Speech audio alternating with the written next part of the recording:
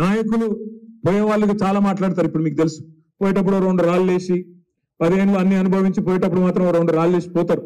చాలా విచిత్రం అనిపిస్తుంది కొంతమంది మాటలు వింటా ఉంటే. కానీ ఇక నేను వాళ్ళు పెద్దవాళ్ళు, వాళ్ళని నేను ఎక్కువ ఏమి అనను. వాళ్ళ విజ్ఞతగా వదిలేద్దాం, కాలం అన్నిటికీ సమాధానం చెప్తుంది. కానీ ఇవాళ యూట్యూబ్ లో మురిగేటోళ్ళు, ఇవాళ మీ చేవెళ్ళలో చిన్నాడు రేవంత్ రెడ్డి గారు కూడా చాలా మాట్లాడింది. దమ్ముంటే ఒక్క సీటన్న గెలుచుకొని చూపెట్టండి అని సవాల్ విసిరిండు రేవంత్ రెడ్డి.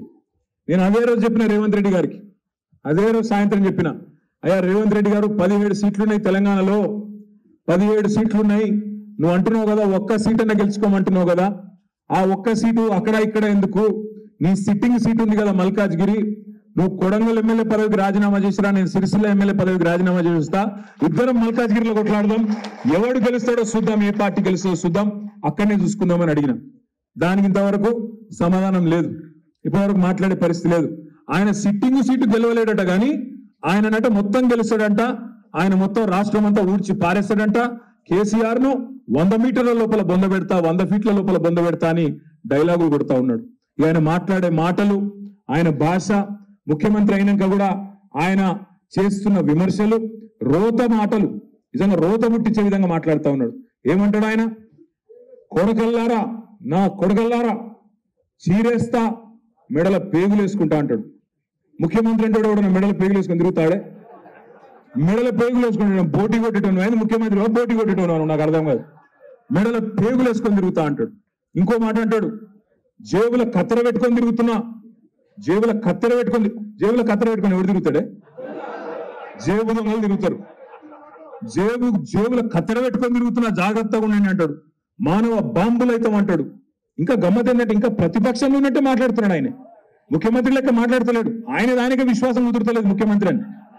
మనం నమ్ముడు కాదు, ఇంతకుముందు మా అనిల్ జాదవ్ చెప్పింది, తమ్ముడు బోత్ ఎమ్మెల్యే, ప్రజలంటున్న ఎవడు ముఖ్యమంత్రి అని. ఆయన కూడా నమ్మకం ఉన్నట్లేదు రేవంత్ రెడ్డి గారికి.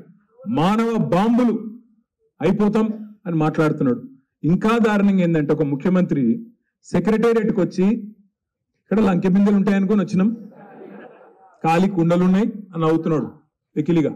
లంకె బిందెల కోసం గడ్డపారలు పట్టుకొని, తటపారలు పట్టుకొని, నెత్తి మీద బట్టలు కప్పుకొని అర్ధరాత్రి ఎవడు తిరుగుతాడన్నా?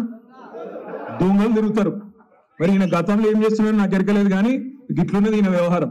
ఇంకా దారుణం ఏంటంటే వెనకటికి నాగార్జునది ఒక సినిమా వచ్చిండే. ఆ సినిమాలో పాట ఉంటది, గ్రీకు వీరుడు అని. రేవంత్ రెడ్డి గారు, ఈయన ప్రభుత్వం ఎట్లున్నదంటే రోజొక్క లీక్ ఇయ్యాలి యూట్యూబ్ కు. ఇగో ఇది జరిగిపోయింది, ఇది గొర్రెల స్కాము, బర్రెల స్కాము, ఫోన్ ట్యాపింగ్, మన్ను మశానం.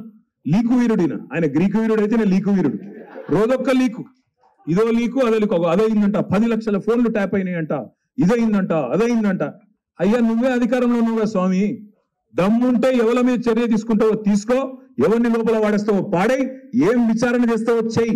కానీ నువ్వెందుకు చేస్తున్నావు ఇదంతా మాకు తెలుసు. ఎందుకు? ప్రజలు రైతు బంధు అడగొద్దు, కరెంట్ ఏమైందని అడగొద్దు, కింటాల్కు 500 బోనస్ అన్నావు అదేమైందని అడగొద్దు, 2 లక్షల రుణమాఫీ ఏమైందని అడగొద్దు, ఆడపిల్లలు 2500 రూపాయలు ఏమైందని అడగొద్దు, ముసలోళ్ళు 4000 రూపాయలు ఏమైందని అడగొద్దు. మళ్ళీ అడగొద్దంటే ఏం చేయాలి? రోజొక్క స్కామ్ బయటికి తేవాలి, రోజొక్క ఫోన్ ట్యాపింగ్ అయిందని బిల్డప్ ఇవ్వాలి, యూట్యూబ్ ఓనికి పైసలు ఇవ్వాలి. వాడు తెల్లారు లేస్తే కేసీఆర్ దిగిపోయినాక 4 నెలలకు కూడా వాడు తిడుతూనే ఉండాలి, మనం ఇంటనే ఉండాలి. వాడు తిట్టడానికి తిట్టిన ఆనందం, వినడానికి ఇన్న ఆనందం. ఇది జరుగుతున్నది ఏంటంటే తిట్టిపిచ్చే కార్యక్రమం, గోల్మాల్ చేసే కార్యక్రమం.